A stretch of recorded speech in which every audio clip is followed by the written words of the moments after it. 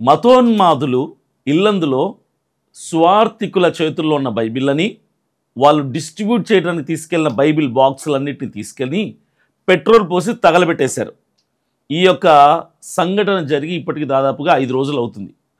అయితే కొంతమంది ఏమంటున్నారంటే మతోన్మాదులు అన్న మాట వాడకూడదు, ఎవరు హైందవులు క్రైస్తవుల్ని కానీ క్రైస్తవులు హైందవుల్ని కానీ మతోన్మాదులు అనే మాట వాడటం చాలా తప్పు, మతోన్మాదులపై పోరాటం అన్న మాట కూడా చాలా తప్పని కొంతమంది ఇంకితం లేని వాళ్ళు మాట్లాడుతున్నారు.